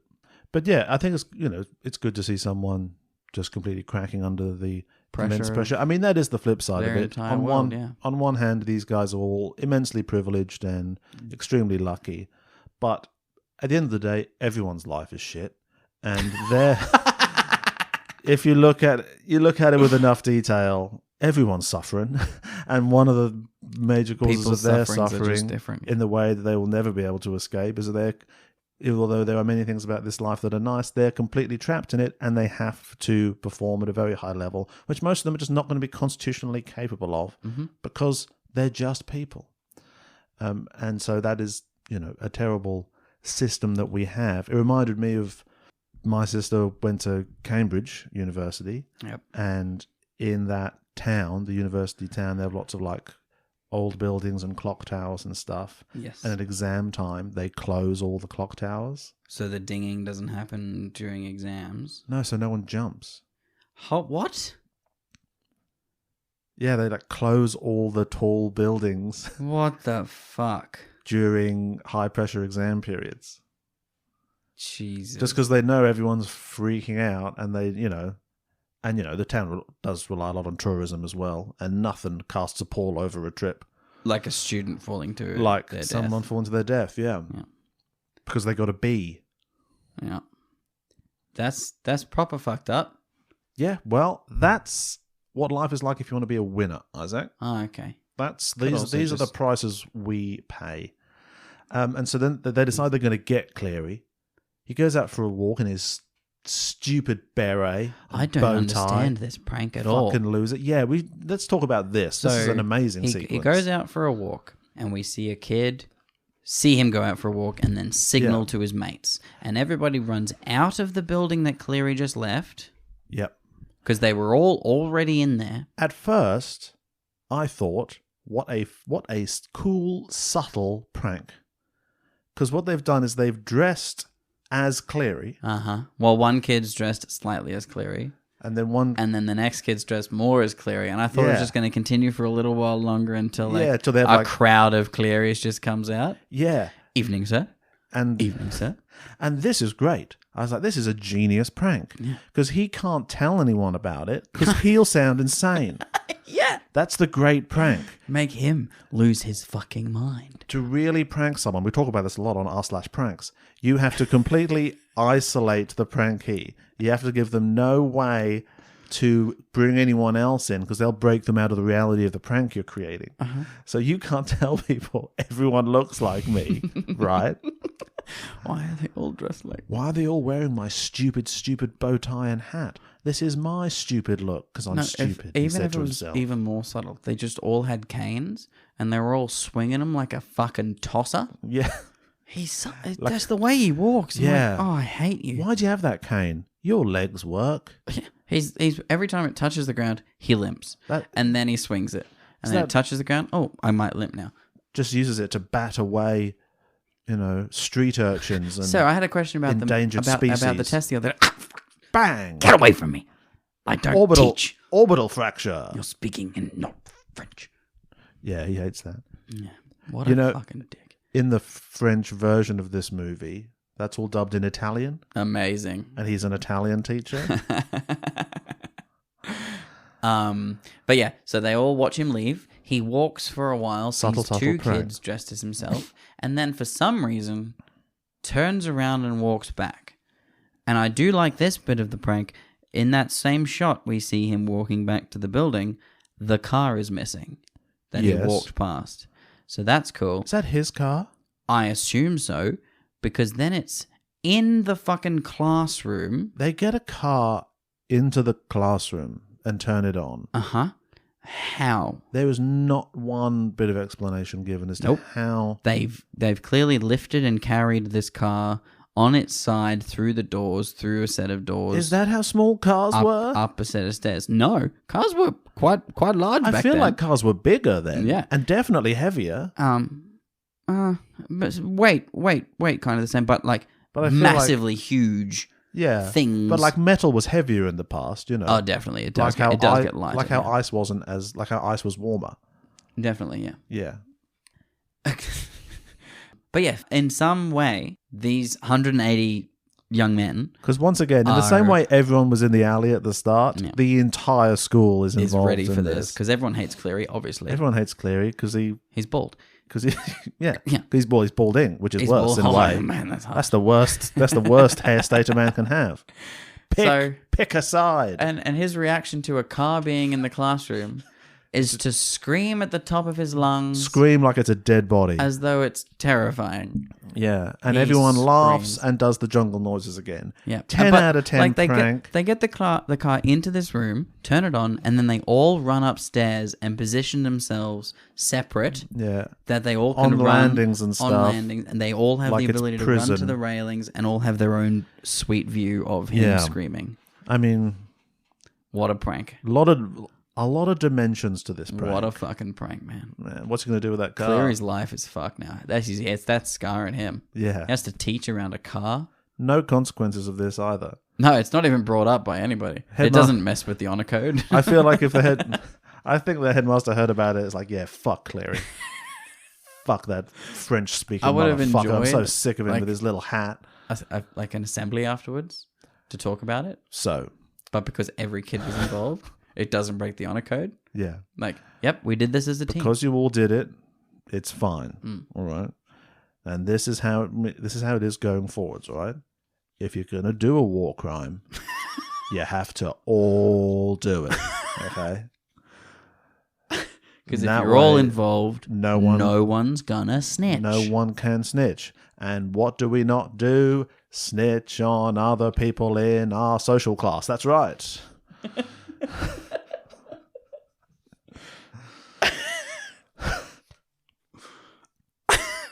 David and Sally go on a date to a diner, have a lovely time. He tells her stories about being working class.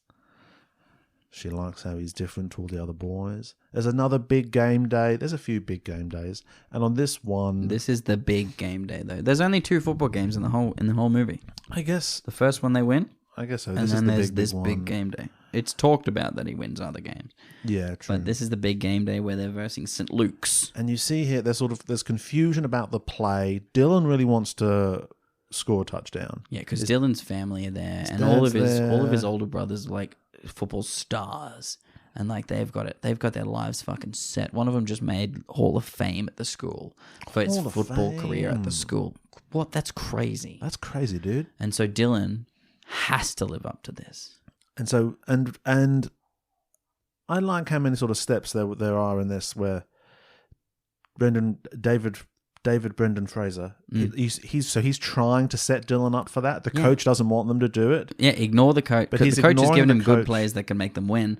But he's like, no, my mate needs to. He's trying to needs set score in front Dylan of up, his but family." Dylan just sucks Yeah, he's almost everything he tries to do in his life. Yeah. Which is fine if you don't have to be one of the elite, but unfortunately, He has to. So unfortunately, he's he's been born into the elite. So it's just not working. It's not working, and so then David scores the winning touchdown, and he's running. When you're used to rugby, American football looks insane the way that they film because you that can just winning tackle touchdown, though, anyone. is quite cool because he like Matt Damon, Dylan. he really wants it. The And villain. then Brendan's like, "No, we're not going to do it. It hasn't worked. We've tried it 3 times already. We're not going to do it." And so he goes, "I need you to do this. Block for me." And they film it, and Brendan Fraser just grabs Matt Damon's back and pushes him into somebody else to block for, like uses him as a literal human shield. Just forces him to do the play he just with his one pushes him there. powerful Fraser arm. And then scores, wins the game. Everybody lifts him up. Yeah. And Matt Damon's on the ground just like looking up at him like, oh. Now look, if you're Dylan, that is pretty emasculating. I get it, dude. I get it. But it sucks for you that you're going to school with Brendan Fraser. You're not going to be top G. It's impossible. He's taller than you. And Dylan is, and I like the Dylan. Dylan- Also, did I notice all male cheerleaders at this game? Well, there's all male kids. Yeah, I mean, It's when I an saw all-boys it, I was school. like, oh yeah, obviously. Well, But they there's still had always the nice little outfits, though. There's- Those skirts looked lovely. just a bunch of Phil Dunphys and George Bushes doing their little click dance. It's an a cappella group. That's the cheerleading group. I think Let's go. Win at football. We love football. Everybody loves football. Everybody. Boom, boom, boom, boom. Football. Oh. They're like 100 feet away from the game. They're not invited. No one can hear them. But they're just having the best time. All in tuxes in the middle of the day of the Yellow field. and green striped dinner jackets with the little straw hats. Well, they're doing a bit of cheerleading, so just like they're like sitting on each other's shoulders. I think cheerleading would have gone much more popular, but also just much better in terms of skill as soon as girls got involved. I think a lot more people would have, a 100%. lot less people would have got injured if it was just do-up groups doing Yeah, cheerleading. think about that. A lot less. Where's that version of that cheer documentary? I want an a cappella. I want the intense a I want cappella the documentary. intense Yeah. a cappella trying to get to regionals. We got that. It was Glee. But it's like Glee, but with a lot more euphoria energy going on. So everyone's just on Adderall in order to keep going to practice. Have you heard much about that cheer documentary? I've seen it. What about the second season? Yep. Fantastic. Great season, but Fantastic. what's his face guy The way they did it going with to prison and shit? What? Oh, yeah. Oh yeah. Yeah, the guy from the first season. Fuck. I've forgotten his name. Yeah. Like that comes out. That They was still brutal. made a second season. Yeah, and really good. And they do a whole episode about that scandal. They don't address it straight up, but they do address it fully and really like metabolize it. And it's an amazing work. Yeah. And just the way But their fucking lives are hectic. yeah, It's the elite of cheerleading. it's the elite. And if you're in the elite, You got to be it. you gotta be it, and you gotta do it, and you gotta turn up. You know what I mean? You gotta be there. Just do it. You got. I mean, I don't really know how they talk, but the way they bring that second team in the second series, and they're such a different vibe, but they all just like cohere together in a totally different way, and you don't know which one you're rooting for because you totally bought in on this first team in the first season, and in this new season there's this other team that they're not your mates, but they're the underdog, and they've got a bit more edge to them. So you're like, oh, I really want them to get. You really one. want to root for the underdog, but then you've got your friends. One of the best documentary series I've ever seen in my life. Yeah, big cheer stand over here. I'd give it, yeah. Check it out, everybody. It's on one of the streaming services. Who's to say? It's on the internet, probably Netflix. somewhere. It's Netflix. Don't let them. The search is the fun part. Oh, Sometimes. okay. Google it. Yeah, Search it up on Bing. they go to Ask Jeeves. Ask Bing GPT. They go to fancy dinner, fancy post-football dinner, and as it's the all, football. Oh yeah, no, that happens. At the football game, Matt Damon's like, "This is my girl." Oh no, is that at dinner? You're taking care of my girl? I think Because Matt Damon's still reading into It's at dinner that Dylan realizes that Sally likes David. That's it. There you go. Yeah. Sweet. So a lot's happening at this dinner. It's made clear that David is ascendant. He's the new guy. Everyone realizes that now. All the older white guys are like shaking his hand and etc. You're going to be president. Sally is there, and Dylan realizes that he's actually in a love triangle, but just with himself. And so Dylan's just really had That's enough. the worst kind of love triangle, really. Yeah, so Dylan is failing personally, but obviously he blames it all on David. And just at that moment, he kind of overhears through some of the teachers talking, like headmaster or someone, that David is Jewish. Yeah. Oh no! What? And I did like. I think they could have done more with his character, but I thought it was an interesting choice that he just immediately smiles. Immediately does an evil smile, like, oh, I've got him. I have a plan. Oh, you're fucked I now. already have the swastika in my cupboard. I can use the swastika flag I used last year for that other Jewish guy. Yes. I'm He's- ready. Like, he doesn't debate in his mind at all what he's going to do. No, He's there's no contemplation. He's like, sitting there for a second, like, oh this yeah, guy is my friend. Oh, but nope. He's never been my friend. not anymore. He used me as a human shield to further his own glory in front of my dad. That's pretty bad. I have to get him. That's pretty bad. And so then Dylan tells everyone while they're naked in the shower via an anti-Semitic joke. And they do naked shower fight. Brendan wins again. So Dylan's just... They Just sucks at filmed everything. naked shower fight quite well. I would never fight someone naked in the shower. Fuck that. I mean, I'd never initiate it, obviously. If I'm in one, I'm in one. You're in one. But like, someone could, if I'm naked, someone could have just killed my whole family. I'd still be like, as soon as I get these pants on, you're gonna get it. Have you seen Eastern Promises? Yeah, that's in my notes. Eastern Promises fight. Because It's this and Eastern Promises. they're the two naked They're the two big naked shower fights. fights. Yeah. I didn't know this one existed. So hard to film. There's a lot less naked men in the Eastern Promises one. That's one of the. It's just Vigo. I mean, yeah. Everyone else is wearing clothes. That's the ultimate naked fight when you're the only one who's naked against just some fully clothed mobsters. Yeah. That's the way to do it. That is the way to do it. And so now it's all tumultuous. Chris O'Donnell, the roommate, he's so like everyone's anti-Semitic. That's just like across the board, Yeah. obviously. But there's just different shades Yeah, of Chris O'Donnell's more like, just why didn't you tell me, man? yeah. I'd be fine with it. I just moved my Obviously- bed a couple feet further away. Yeah, like, it's fine. Obviously, you should have told me because of how different we are on a We're fundamental so different. essentialist level. It's not the same thing as how my religion is different than this other religion. It's different It's obviously, because... but I mean, it's fine. But it's okay. Like, I'll It's just okay. I'll just like put this big sheet up in our room so we don't have to look at each other ever again. It's just weird because I've been like relating to you as a person, and now I have to sort of revise that in my mind. You know what I mean? It's not like I'm not going to talk to you anymore, but now I have to remember that Yeah, now I've got to toe the line I'm a with everything I say. I have to protect myself and my people from you, I guess. So there's a bit of that, but you know what I mean. It's like he still wants to be friends with him. Yeah, he's the There's this weird weirdly redeemable character of all of them. Yeah. when he's still Because he's fighting. kind of a dick. Yeah, it's that kind of like racism or xenophobia where like, oh, but I'm gonna overlook the fact that this is there. I'm a good person. It doesn't bother me. It doesn't bother me, which is surprising, right? Because you'd think it would, and I would be reasonable to be bothered. I know it bothers all of the people I care about, but it doesn't bother me. And I'm not going to like tell my parents we're friends. But I'm actually such a good guy. I'm still going to hang out with you sometimes. You know what I mean? If there's like no one nearby, we just can't tell my mum. and if there's no like girls around.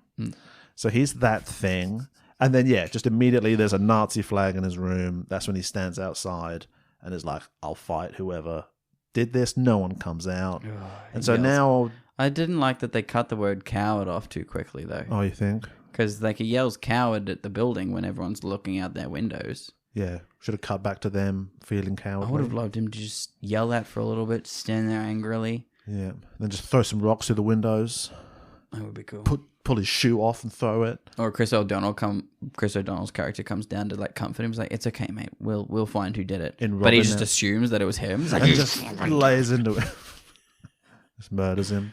So Brendan Fraser leaning into sort of his big Sigma energy now. He's a lone wolf. Yeah. Goes to see Sally at swimming practice. And she's like, it doesn't bother me, but you should have told me. Well, actually, I see. Yeah, there's little things here as well. I like. She's like, you have no idea what you put me through. Oh, I know. What the fuck? Just what different framings, the ways people frame things in their own interest. I love all that. Shit. And I like that it's not like a Romeo and Juliet thing. It's just like, nope, she's shit as well. Yeah. Just everyone's just the a board. shit person. She's immediately tapped out. And so it's just, he doesn't really succeed or like transcend the bigoted system he's in. He endures through it, yes, and gets out at the end, but he really just sort of takes the brunt of how terrible it is to be in this environment. It doesn't affect him. Like, he is just like, yep, yeah, I understand. Yeah, and life I think is fucking shit. And I think it's okay, but there's some of the criticism I read was that he's kind of a perfect static character, a Mary Sue type. Like he's ready to deal with everything. Yeah, like he gets sad and angry, but he's not in conflict in himself. He's feeling oppressed by stuff, but he never seems to question whether he should be at this school, whether he should go back to Scranton. Should I just be at home with my dad and with quote unquote my people? Get to the point where he resigns himself to be like, well, thanks. You're all fucking dickheads. Yeah. I guess I'll leave. But that's still... But that's not him, like... That's not him. That's just him still being noble. He's doing that in the context of honouring their code. Yeah. So he never really... he must be questioning the code in his mind, but we don't really see that very much. So, yeah, he's kind of he's a little one-dimensional maybe, but it's Brendan Fraser. That kind of also makes it bearable. That one dimension, though, it's got so many layers. It's one of the best dimensions out there. Yeah, it is. The phrase dimension.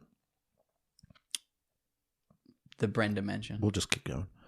The Bren dimension. So then they do a history exam, and the professor just leaves them alone in the room. Yeah, it's crazy. I guess that's how exams used to happen. Have fun, guys. Don't talk to each other. I'll be back in an hour. I'm going to go drink a bit and have a nap. Don't help each other.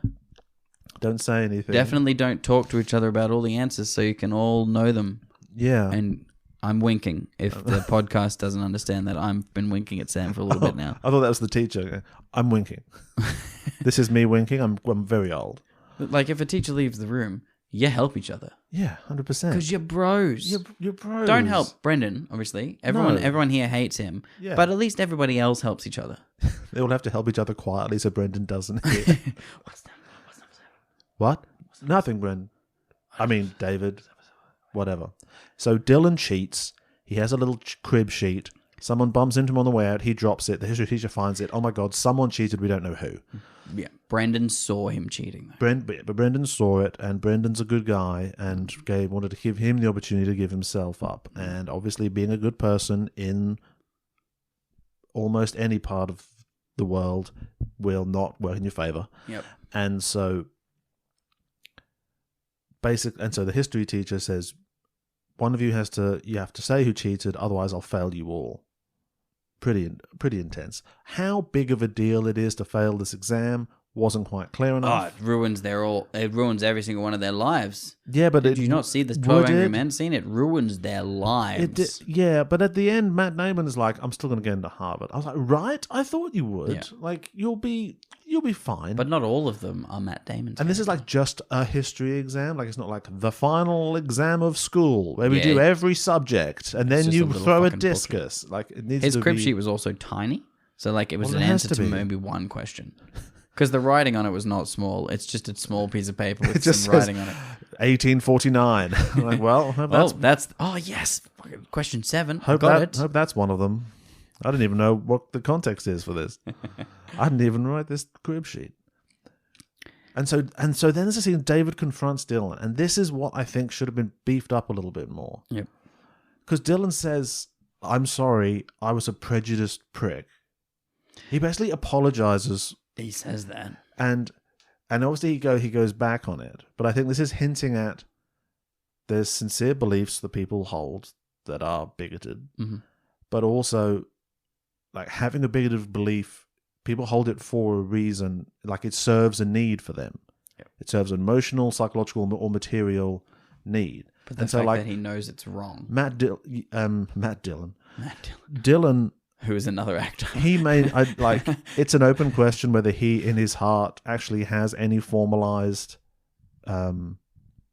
hatred for people who were Jewish. It's just like an accepted fact that you make this kind of jokes, and also once he knows David is Jewish, he just knows he can use that to take him down and then raise his own station. So he's going to do that regardless of how he actually feels about Jewish people in a general sense, and that's part of how the cycle reproduces. And there was a bit of that coming through here in his character where he kind of like drops his character and is like, look, I'm sorry. Please don't tell them that I cheated or whatever. I'm sorry I've been being this guy the whole time, the racist bully. That's not necessarily who I am entirely, but that's a character. It doesn't have to be who I am. Even though I am the kind of person who will be that, even though some people wouldn't be that even if it does help them, I am the kind of person who would. When I'm given the chance, I will definitely do that. But Given the opportunity to be the racist bully, if it helps me, then I will do it. I will do it, but I don't have to, you know. Okay, well, there's kind of too many layers happening now. But what I'm trying to say is, please don't. Here, Please how about help some me. money? How about some money? Help me. I'll give you money if you don't do that. Yeah. I know. And he hits the wallet out of his hand and says, I your need your money cash, is mate." no good here. That in itself is veiled anti-Semitism to think I would want the money, he says with his eyes. And and they say, Either you fess up or I will. yeah, and basically the group who is just the history class, like, That's the group, right? and David agrees to the vote. He's like, okay, fine, we'll do a vote, and then he walks out. And I was Well, like, They get to the day where, like, the following day when they're all there to, like, have their meeting and decide. yeah. I And guess there's then just David no goes- school now. Well, Matt Damon stands up and he's like, okay, I know who did it. He's like, This is going to and you're disappoint thinking, some of you. You're thinking, yeah, he's going to disappoint you. I'm sorry to let you down. But it was that guy. But It wasn't me. It was but that it was guy. the Jewish guy. You would never believe it, mate. And what are the chances? I'm going to throw someone under the bus. Yeah, and David agrees to the vote, and then they just walk out. And I was like, you needed a bit of a 12 Angry Men speech here. Like, if I was him, I'm like, got to state your case. Got to be like, come on. Nah. Is it he knows me? the honor code, though. Is it? Yeah, but surely it's within the honor code to be like, you do your vote, that's fine. But I just want to say, is it me, the smart one who's good at everything, or this loser who clearly has a vendetta against me, Well, this guy who doesn't, he sucks at football. and is famously bad at everything? Who, like, just think about it. just turn your brains on for a second. Take a guess. Who do you think it is? I mean, come on. Even you, Four Eyes. What do you reckon? 4 Eyes from Rent in the future. And they vote for David. obviously. There's a bit of turmoil between a few of them. There's and, turmoil. O'Donnell, the roommate, really, he wants them all to like vote by hands up, so they don't get to hide their vote. Yeah. But they're all a bunch of shitheads. Yeah. See, they're all just all shit the whole time. So it's just kind of I enjoy that there unidimensional. is the levels of people like, no, this is wrong. we're dickheads now. And then there's Anthony Rapp, who's being super fucking racist. Yeah. And then like, there's just like a whole, there's an array of betrayal. And then they just do a secret ballot. Yeah. Because they're fucking pussies. Yeah. I think all voting should be hands up. I think voting for Prime anybody ministers and should be, we everything. should all just gather somewhere We all gather in the town square and raise our hands. and just wait for a couple of hours while they While count. they count. And if you're too tired, you have to put your hand down. You're given, you don't you're given get a vote. little paddle with like a red side or a green side, and you just hold up the side when they call out which one it is, and then just like, majority green. Let's go. Yeah, they just sort of judge it. Yeah, And if it's close, you just pick one, like whatever, Or you have to go stand in a specific square. Yeah, that's fine. Like everyone just goes, like they get like some school ovals, Yeah. or if you have to go to a certain location in the city. Yeah, or we do Squid Game, red light, green light, and Red if light, you green don't light. get to the end, then you don't get to vote because you're dead. Could be it. Or it's whoever cheers the loudest. I like cheer voting. Yeah, for like they do with Battle of the Bands. Whoever gets the loudest cheer. Yeah. Or just do Battle of the Bands. Yeah, well that could also, if the And politicians just had to do a talent And whoever wins show. the talent show, president. Nice. I'm on board. Done. There's no parties. There's just the talent If you show. win the talent show. And the talent show eventually then just becomes a fucking gladiator ring. That's how post-apocalyptic films work. True. It started out as a friendly talent show. Started out as mostly magic. And now they kill each other. And it's judged by Simon Cowell. Simon Cowell, obviously. Yeah, we're gonna say Simon Cowell. Manu from Manu. My Kitchen Rules. Grant Denyer.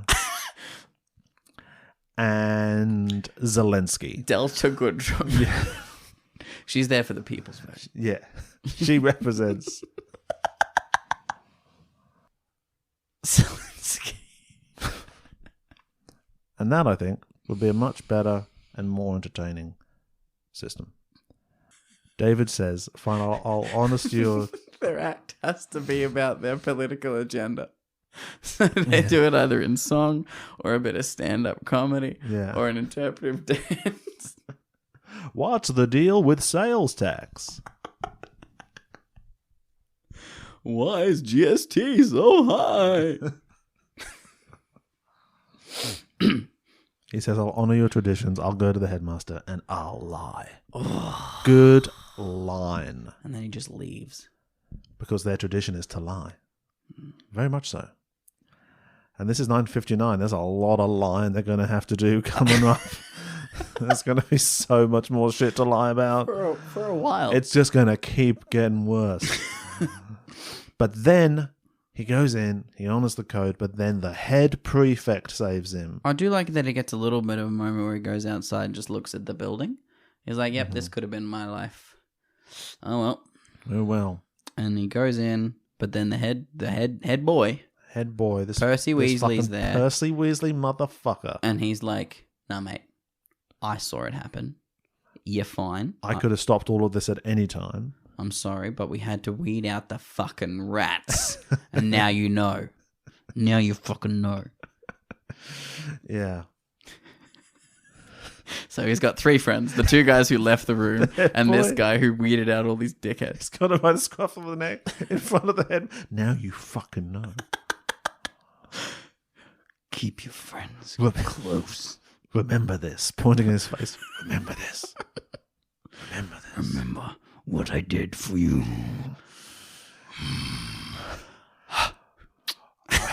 You were only raised in the darkness. I was born in it. Molded. You were only raised. You did not. He wasn't raised in the elite. You merely adopted the elite. I was born in it, raised by it. I am incredibly strange. I was already a man. I'm 17, and I'm the member of 3 secret societies where we do cannibalism. I was already a man, and by then it was nothing to me but racism.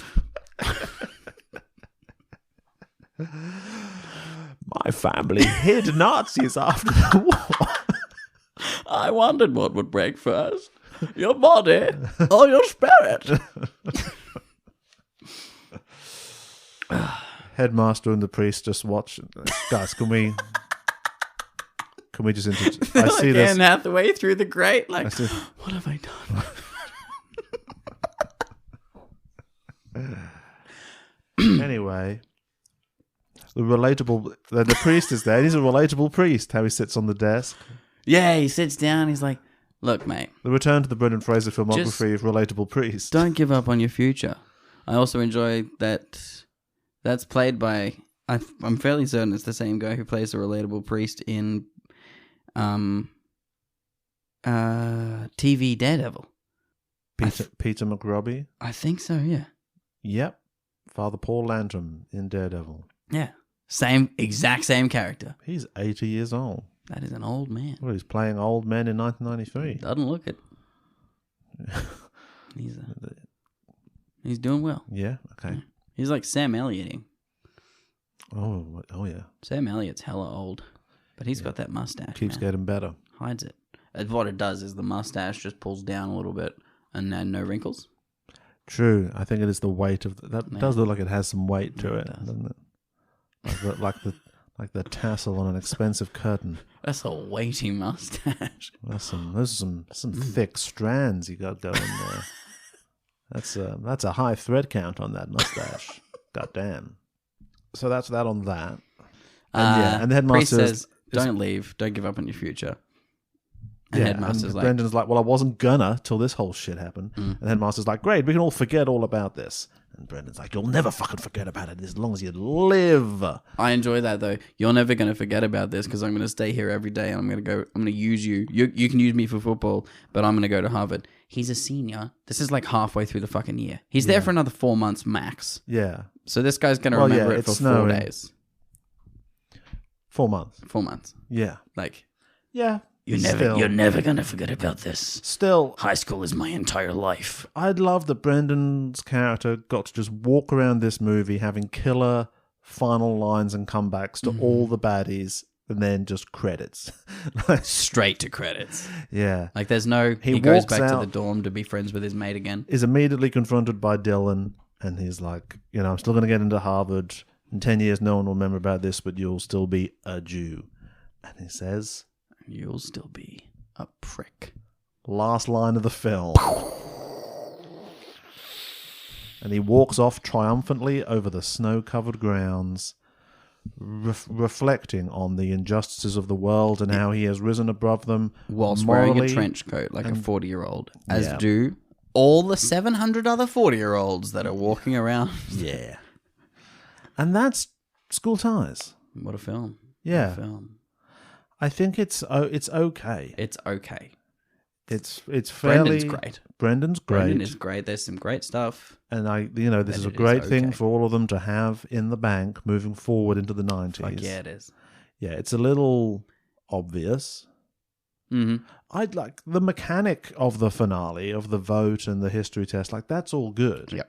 I just think the sort of emotional pacing of the overall thing is just gives you that sort of boredom and then whiplash of, oh shit, there's a swastika now. I like the idea of a high school age 12 Angry Men happening. Like, as a serious thing, like a 12 Angry Men thing. Yeah, not like that- just like one scene. That thing could have been longer and meatier, and I think maybe have the teachers be a bit more involved in the fact that everyone's found out he's Jewish. Yeah, because they once nev- a fucking swastika comes up and they're all being... You'd think... I mean, maybe the teachers don't do anything about it, but show them not doing anything, something like that. Yeah, or also like the reason for a bloody courtroom thing could be to do with somebody doing something fucking horrific to a fellow classmate. Yeah. Like putting a swastika flag above his bed. That's reason enough to call a court date. To do school court. To do school court. Yeah, but I Do think Supreme School Court. voting on who do you like more, Matt Damon or Brendan Fraser, like that's good. Because their friendship It's is not kind even of... tough. It's It's kind not of... even- not even fucking well, tough. obviously not for us, not for a couple of Phrasiacs like us. I was about to say Damon. You right? Yeah, I was- You right there? Maybe we should wrap this up soon, because I feel like... and I like that it wasn't just a school movie, you know, where there's like the bully character or whatever. Yeah. The bully comes from within. You know, the bully is everyone under the right circumstances, except Brendan Fraser, of course. Yeah, the bully is their upbringing. Yeah. Which, Yeah, the bully is WASP culture. Bullies can be anyone. We could be bullies under the right circumstances. Well, we have been bullies to Jeff, but I think he can take it. Yeah. Because I don't think he knows. You can bully Jeff Bezos because that's bullying up. Yes. You can always bully up, That's the best way to do it. but never bully down. No. Only bully people taller than you. Shaq. Yeah. I'm coming for you, buddy. Oh, watch out. You are going to get it. If we ever meet, I've got so many locked and loaded. Can't stop thinking of them. So many jabs and jibes at your You're expense. so tall. What's the weather like? You know, like a variation on that though, but like a cool, funny variation on that. Not one that's been used before. Not yeah. exactly Don't talk what about the like weather doors is. or anything. No, something Yeah. you know, like you know, You couldn't fit inside the car that I own right now because you wouldn't fit. You're too tall. because you're too lanky. Yeah, you'd have to buy a car specifically to have larger headroom than the one that I own. Yeah, you'd have to have a weird helmet sticking out the top of the car that Yeah, you'd look you'd out have to have a of. Pope mobile. I like it. Other cast I would have liked to see pop up in this film. Is it the entire cast of the Dead Poet Society, but like in another building of the same school? I was trying to get outside of Dead Poet Society territory because that's all obviously everyone from Dead Poet Society, any of the guys from Friends.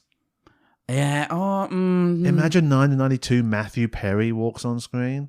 was he that still would have in been- school? That would have been delightful. Nah, they're all about the same age. Okay. Patrick Dempsey, Patrick That'd Dempsey. have been great. He was doing stuff now. Tim Roth, Matthew Broderick. Matthew Broderick would have been great. Michael Shannon. Was Michael Shannon acting yet? I don't know if he was acting yet. He would have been actually the age the characters are meant to be. That would have been good. And that's my whole list. I was most excited about any of the three guys from Friends. David Schwimmer would eat up this kind of movie. Okay, well that's School Ties. So as people probably already know, we don't score Brendan's movies out of 10 or anything. We rank them. We're a ranking podcast. So this is the 5th movie going on the list. Current full list from 1 to 4. Well, from 4 to 1, so that's more fun. At the bottom of the list, obviously, Dogfight. Never want to Fucking think about it shit. again. Then Child of Darkness, Child of Light. Then Encino Man. Then Presumed Guilty. Now this one, very much in the Presumed Guilty genre Yeah. And also very much in the presumed guilty performance. area Yeah. of, I of would... art. I think it's clearly first or second. It is, isn't it? Yeah. Because we weren't that enamored with Encino Man. We were despite not. how much people love it. Yeah, it was fine. Just wasn't quite our cup of tea. No.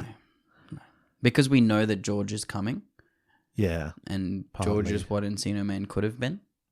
yeah. And, you know, if you don't find Pauly Shore funny, you're running on fumes with that movie, I'm afraid. If you weren't born in the And 80s. I think Pauly Shore, and I mean, I'll get into this more in my future Pauly Shore discussions, but I think Pauly Shore is very much a had to be there kind of thing. Yes. If you were that age at that time, then you're going to love him. But if you weren't, there's really no way It's to go back into like that One part Direction. of culture. Yeah, You I had guess. to be of the age to love One Direction. I don't know. Can kids like One Direction now? No. No? Why would you? Gun to my head, I couldn't name or like hum a One Direction song. I can So, name one of them. I can't really. Just one. Uh-huh. It's the You Don't Know You're Beautiful one. Never heard of that before in my life. Nice. I respect it. See, I'm in this More movie. power to you. Like, I like Harry Styles, oh, Harry Styles doing great shit. and I see clips of him performing and stuff, and I'm like, oh, he's doing great. What a great stage presence. What seems like a nice, cool guy. Couldn't name you one song that he sings, and I'm okay with that. I don't need that extra I data. don't think I can either. I don't need that. I chewing up don't my listen. bandwidth. I think he's doing good stuff, and that's Yeah, cool. Good for him. And I'm sure he's a nice person, Yeah, and that's cool. yeah. I guess that's enough. Mm. Okay, so is this better or worse than Presumed Guilty? I'm going to They're- say better. They're quite equivalent, aren't they? Yeah. Weirdly. I'm going to say Presumed Guilty has and gives itself more stakes. Like, Yeah. it is a higher stake. But I think this is better We get more Brendan in this, and like we can see more Brendan We can see more because Brenton. it is better. It's made better. You may get a bit more emotional range in Presumed Guilty, though. A bit more anguish and suffering and a bit more best acting compilation TikTok Brendan. Yeah. In this, there is very little. In Presumed Guilty, you get a lot of the down. And you do get good Martin Sheen. You do get good Martin. Here Sheen. we've Is this got- the second one? Is this second? Is this... Well, let's put it second. Matt Damon does great. Everybody does. Cleary is good. They get a car into a schoolroom. And no one knows how. No one knows how to this day. And it's been running for a while by the time they get it there because it's full of smoke. Yeah. And he screams. And they just did it, and they did it quickly because they do it while he's on that walk. It's magic. Oh my god. I I think think this it is- is Harry Potter. I think this is number 2. Yeah. I think it's number 2. Number 2 because very good. It's great that it's him. It's a him movie. It's very good line to line, but in terms of its overall arc, it comes out a little bit Flat. yeah, kind of rushed and kind of basic, Yeah. which is I get you. even though I it's get you. addressing very worthy themes. Yeah. Okay, boom. Presumed Guilty holding its number 1 position. Nice. It's 3 weeks in a row. School Ties, number 2. Now, the more important ranking, which of all the Brendans would win in a fight? Ooh. At the moment, 4th to 1st, Child of Darkness, Dogfight, Presumed Guilty, Encino Man. Big question, can this Brendan beat Link the Caveman? Yes. He can fight naked, He can fight naked. which you might expect to be Link's advantage, but in this case, no. Exactly. He can fight naked. He's a high school He can quarterback. win football. He can win football, He which can is pretty... win football. And he can win fights. And he beats like bikey dudes Yeah. and naked Matt Damons. Yeah. I mean, what more you need? What more do you need? And we only see Encino Man beat sort of dweeby bullies. Yep. And Encino Man he's Yeah, and also those dweeby bullies are not the elite. they're not the elite. This guy beats the elite. He beats the elite. He beats their ass. Well, one in particular, and Yeah. then another school worth of people in football, Yeah. which is the same thing as fighting. I feel like It's the same thing as fighting. it's like it's yeah. And war. Yeah, it's just like war. It's like Everybody fun takes war. turns at war. That's painful. Oh, I feel like Lincoln in Encino Man, he's got a kind of goofiness to him. He maybe doesn't have that grit of fighting to the death. And he might have had it in the past, but he's forgotten it in his ice I coffin. think Link has a very Jack Sparrowness to the fighting, whereas this is a Will Turner. This guy's there to kill. Yeah, this guy he's precision. He's on target. He's got a chip He's on his he's shoulder better because of fighter. bigotry. He's had enough. Mm-hmm. So, and he's just primed and ready to go.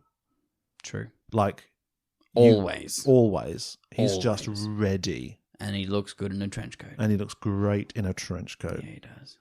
And I really like that this was filmed before Encino Man. That's crazy.